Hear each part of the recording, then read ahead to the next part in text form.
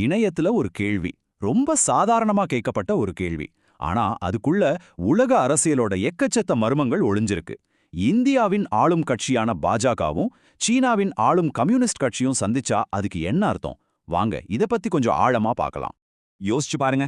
ஒரு பக்கம் உலகத்தோட மிகப்பெரிய ஜனநாயக நாடு, இன்னொரு பக்கம் ஒரே ஒரு கட்சி மட்டும் ஆட்சி செய்யற ஒரு தேசம். கொள்கை அளவுலயும் சித்தாந்த அளவுலயும் இவ்ளோ வித்தியாசங்கள் இருக்கிற இந்த ரெண்டு கட்சிகளும் எதுக்காக சந்திக்கணும்? இந்த கேள்விக்குள்ளதான் புவிசார் அரசியலோட பல முடிச்சுகள் இருக்கு. இந்த சந்திப்பு என்ன அப்படிங்கறத விட ஏன் நடக்குது அப்படிங்கிறது தான் இங்க ரொம்பவே முக்கியம். இதுக்கு பின்னாடி இருக்கிற காரணங்களையும் அரசியலையும் நாம சரியா புரிஞ்சுக்கிட்டாதான் இதோட முழு படமும் நமக்கு தெளிவாக புரியும். சரி, முதல்ல இந்த விஷயத்துல சம்பந்தப்பட்ட ரெண்டு முக்கியமான ஆட்டக்காரர்கள் பத்தி நம்ம தெரிஞ்சுக்கலாம். ஒன்னு பாஜக, இன்னொன்னு சீன கம்யூனிஸ்ட் கட்சி. பாரதிய ஜனதா கட்சி, அதாவது பாஜக, நமக்கு நல்லா தெரியும், இதுதான் இப்போ இந்தியாவோட ஆளும் கட்சி. இன்னொரு பக்கம் சீன கம்யூனிஸ்ட் கட்சி, சீனாவை நிறுவி அங்கே ஒரே ஆளும் கட்சியா இருக்கிற ஒரு அமைப்பு. அவங்களோட சித்தாந்தம் கம்யூனிசம் மற்றும் ஒரு கட்சி ஆட்சி முறையை அடிப்படையா கொண்டது. இங்கதான் விஷயமே சுவாரஸ்யமாகுது. இந்தியால பல கட்சிகள் போட்டியிடுற ஜனநாயகம் இருக்கு, ஆனா சீனால ஒரே ஒரு கட்சி தான் முழு கட்டுப்பாட்டோட நாட்டை ஆளுது. இப்படி நேர் எதிரான இரண்டு துருவங்கள் சந்திக்கும் போது அது வெறும் சாதாரண சந்திப்பா இருக்காது இல்லையா, அது ஒரு முக்கியமான அரசியல் நிகழ்வா மாறுது. அப்போ இந்த சந்திப்பு ஏன் வழக்கமான அரசாங்க சந்திப்புகள்ல இருந்து வேற மாதிரி?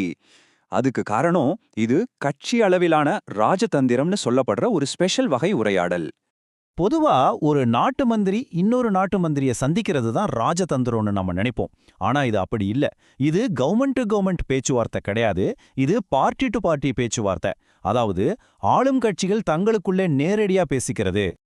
இது இன்னும் சிம்பிளா புரிஞ்சுக்கணும்னா, அரசாங்க சந்திப்புகள்ல அமைச்சர்கள் வர்த்தகம் ஒப்பந்தங்கள் பத்தி பேசுவாங்க.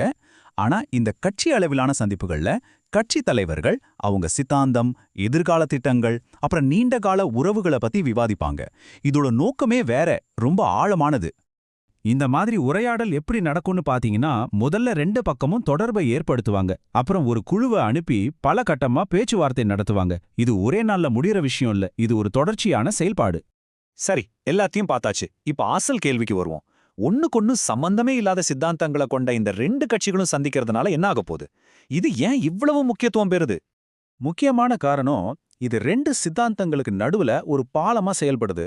எல்லை பிரச்சனை, வர்த்தக போட்டி மாதிரியான விஷயங்கள்ல அரசாங்க மட்டத்துல எவ்வளோதான் டென்ஷன் இருந்தாலும் இந்த மாதிரி கட்சி அளவிலான உரையாடல்கள் ஒரு மாற்று வழியை திறந்து வைக்குது.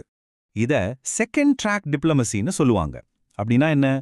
கேமராக்கள், மீடியா வெளிச்சம் எதுவும் இல்லாம தலைவர்கள் கொஞ்சம் வெளிப்படையா பேசிக்க இது ஒரு வாய்ப்பே தருது.